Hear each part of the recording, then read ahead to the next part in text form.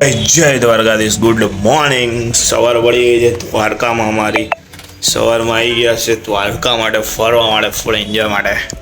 તો સવારનો ટાઈમ થઈ ગયો છે, 11 વાગી ગયા છે ટાઈમ. તો હવે દ્વારકાધીશના દર્શન કરશું, બેટ દ્વારકા જઈશું, બધું ફરશું, તમને બતાવું આ બધા બ્લોગમાં. બરાબર છે? જો ભાઈ મજા આવશે વિડીયો જોવાની, તો બન્યા રહો. બરાબર, ફેમિલી જોડે આવ્યો છું તો મળી આગળ. ચલો કાનુ, કાનવી लोबी जेन मतलब पिक्चर नहीं याद है, फिर हमने बोला ए शाने शाने नहीं रे बाबा, आपटे बाबूराव गणपतराव आपटे ये तू आपटे के चप्पे का कपड़ा सुखाने का नहीं गिला रे बाबा, सुखने ये मेरी पाली है। रात पाली की 3 पाली मैं पुराना है, लेकिन अभी धोके रखा है तो फर्स्ट क्लास नया लग रहा है। ये मेरी पाली है मेरे दरवाजे के सामने। ये लगता है ये जगह तेरे बाप का है। तेरे बाप का है? ओ मेरा बाप का कोल्हापुर में बहुत बड़ा जगह है। तो कोल्हापुर में जाके सुखाने का इधर नहीं। हारो अरे दादा थे दे याद है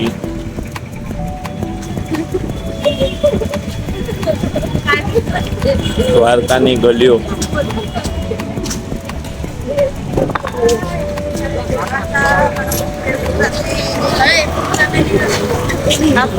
ફૂલ ફેમિલી નહીં, હાફ ફેમિલી, અડધા જ જણા.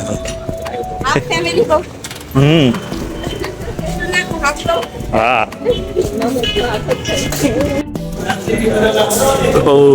ગલીઓ આવી ગઈ દ્વારકાધીશ.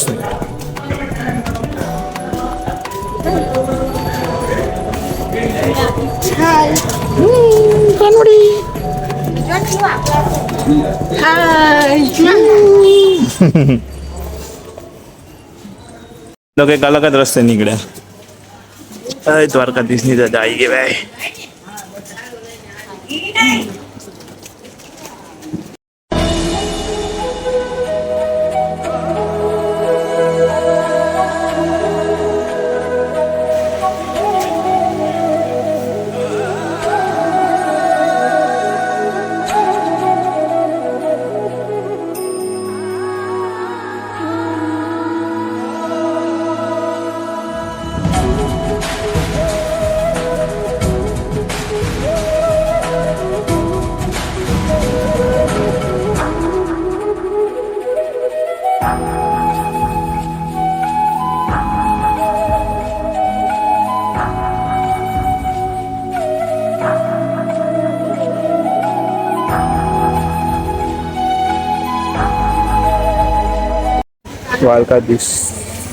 દ્વારકાધીશનું નાનું વર્ઝન,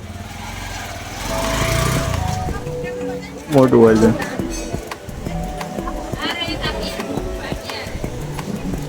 લોકો દર્શન કરીને આવી ગયા છે, બધાની હાલત જો કેવી થઈ ગઈ. પરસેવા વાળા રેપ થઈ ગયા. પરસેવા આના તો બહુ ગરમી લાગે.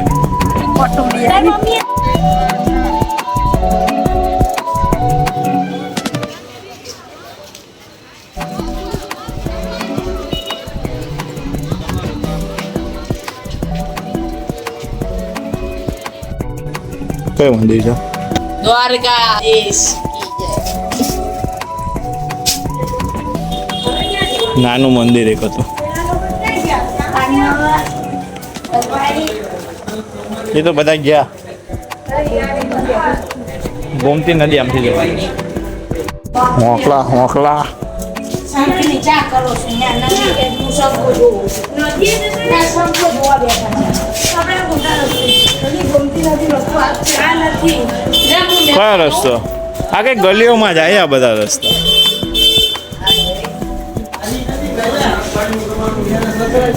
ને અહીંથી બહાર નીકળી જશે.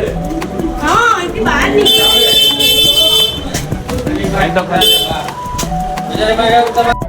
દ્વારકાની ગલીઓમાં ખોવાણા ભાઈ, રસ્તો જ નથી મળતો. બધી ગલીઓ છો, જૂના જૂના મકાનો.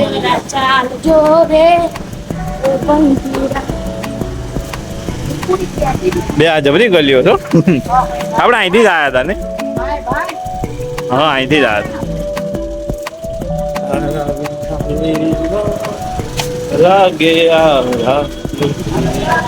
જય જય દ્વારકાધીશ. આજે કાનવી જો, કાનવી કાંઈ નહીં, મોટી થઈને જોશે વિડીયો.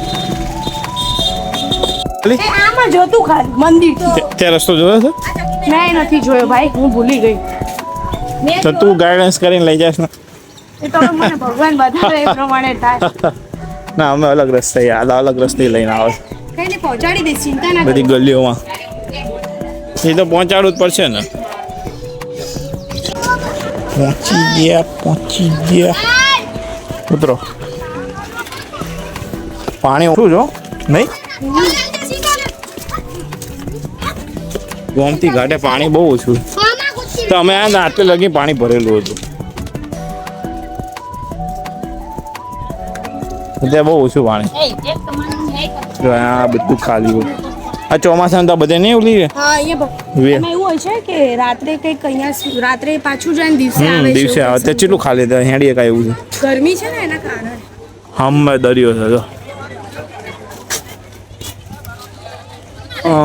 ઉનાળામાં તો બહુ ગરમી લાગે આ બાજુ.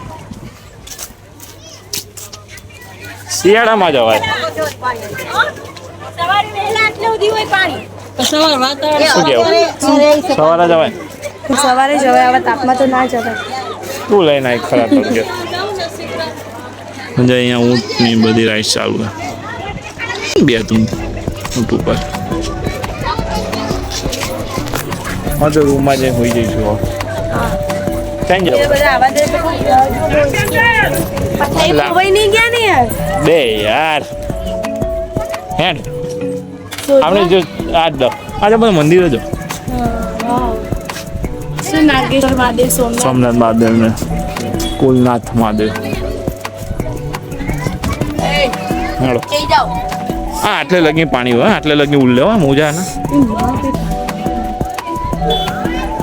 અત્યારે કેમ પાણી નથી? એ તો રાતે આવી જશે. આજે નાશું ને? હા નહીં નાવાનું, એ તો ડાયરેક્ટ બીચે જઈશું. આજે સુદામા સેતુ. આજે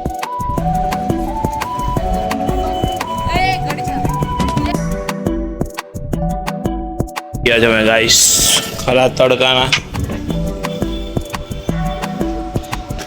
આ લોકોને મોઢા જેવું લાગતું નહીં તાકાત હોય હવે. સही બાજુ જવાનું. હા ભાઈ ખોલો એક ગેટ.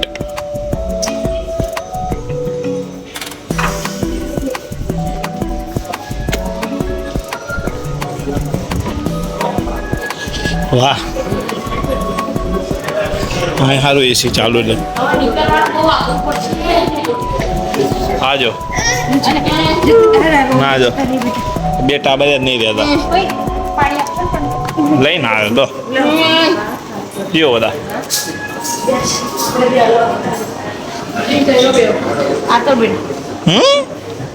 ગરમી ચડી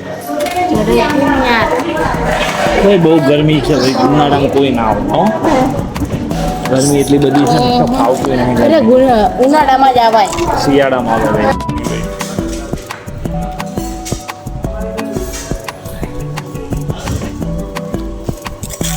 કોણ જાણે કે જો બધા ખાવા પડે બધા. હાલો હાલો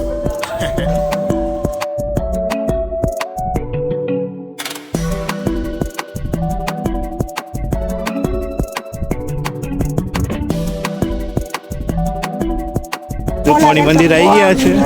શું કારણ હતું? What you mean? રૂકમણી મંદિર અહીંથી કૃષ્ણ ભગવાન દ્વારકાથી કૃષ્ણ ભગવાને બૂમ પાડી હતી. હા ખબર પાવ દેખાય અહીંથી ધજા દેખાતું ઉપરથી દેખાશે. સારું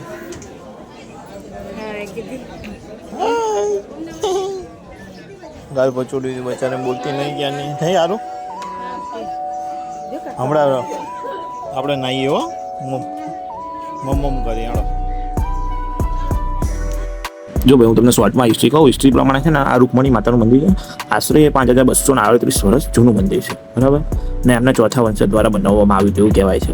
અને એમના રૂકમણી માતાના મંદિરના પૂજારી દ્વારા એવું કહેવામાં આવ્યું કે આ વિદ્રબ્ર કે દેશના જે રાજા હતા એમના પુત્રી હતા અને એમનું શક પણ એટલે તેમનું સગું શિશુપાલ સાથે નક્કી કર્યું હતું.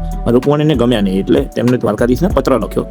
એ સૌથી પહેલો પૌરાણિક મુજબ સૌથી પહેલો પત્ર કહેવાય, એટલે લવ લેટર કહેવાય. તો આ પત્ર લખ્યા પછી દ્વારકાધીશે રૂકમણીમાનું હરણ કર્યું અને બ્રાહ્મણો, સંતો અને વહંતો હાજરીમાં લગ્ન કર્યા. રૂકમણી મંદિરમાં એક બીજી માન્યતા છે કે તેમાં જળ ચડાવવામાં આવે છે. એમાં એવી હિસ્ટ્રી છે કે રૂકમણી સાથે દ્વારકાધીશે લગ્ન કર્યા પછી દ્વારકાધીશ એમના ગુરુને જમવાનું આમંત્રણ આપે છે. એમના ગુરુ હતા ગુરુ દ્વારસા મુનિ હતા. તેમને આમંત્રણ આપવા માટે દ્વારકાથી 50 કિલોમીટર દૂર પીડારા કરીને એક જગ્યા છે, ત્યાં જાય છે. તે દ્વારકાધીશ અને એમના સાથે રૂકમણી બંને સાથે જાય છે. ત્યાં પહોંચ્યા પછી દ્વારસા મુનિ આમંત્રણ સ્વીકાર કરે છે, પણ બે આમ શરતો મૂક્યા છે કે ભગવાન શ્રી કૃષ્ણ જે રથમાં એ રથમાં હું બેસીશ અને એ રથ ઘોડા નહીં પરંતુ શ્રી કૃષ્ણ ખુદ ચલાવશે એમ. તો દ્વારકાધીશ શરત મંજૂર કરી દે છે અને ઘોડાને છોડી દે છે અને રૂકમણી એમની સાથે જોડાય છે. બંને રથ ચલાવે છે અને દ્વારસા મુનિ પાછળ બેસે છે. તો ત્યાંથી દ્વારકા જવા રવાના થાય છે. તો રસ્તામાં રૂકમણીજીને ગળું સુકાય છે અને બહુ વધારે તરસ લાગે છે. તો દ્વારકાધીશ પોતાના પગનો અંગૂઠો ધરતી પર મારી ગંગાજી પ્રગટ કર્યા અને રૂકમણીને જળ પીવડાવે છે. દ્વારસા મુનિને જોયા પછી તે ક્રોધિત થાય છે અને દ્વારસા મુનિને આજ્ઞા વગર પાણી કેવી રીતે કાઢ્યું એનો શ્રાપ દે છે કે મને પૂછ્યા વગર પાણી કેમ નહીં કાઢે. એટલે રૂકમણીજીને શ્રાપ આવે છે. એ શ્રાપ એવો હોય છે કે દ્વારકાધીશ અને રૂકમણી બંનેને 12 વર્ષ સુધી અલગ રહી વીરની જિંદગી જીવશે. આ શ્રાપના લીધે રૂકમણી ભગવાન દ્વારકાધીશથી અલગ રહી તપ કરે છે અને પોતાના હાથે ભગવાન દ્વારકાધીશની પ્રતિમા બનાવે છે. આ પ્રતિમા આજે બેટ દ્વારકામાં છે, બિરાજમાન છે એવું કહેવામાં આવે છે. અને બીજો એવો શ્રાપ છે કે જે ભૂમિ દ્વારકામાં જમીનમાં પાણી કાઢો તો પાણીમાં મીઠું પાણી નહીં જોવા મળે, મતલબ ખારું પાણી આવશે, એટલે મીઠું પાણી ક્યારેય નહીં આવે. એવો શ્રાપ હજી સુધી છે એવું માનવામાં આવે. હજી પણ ત્યાં ખારું પાણી આવે છે. એટલા માટે રૂકમણી મંદિરમાં જળ ચડાવવાનું દાન મહત્વનું છે. કોઈ ગાઈસ મતલબ બોલવા વાળું સારું પાત્ર નથી મારી પાસે. બધા અંગૂઠા છાપ છે, બરાબર. આ બધા ફાલતુ વાતો ધ્યાન ના આપતા. જય દ્વારકાધીશ.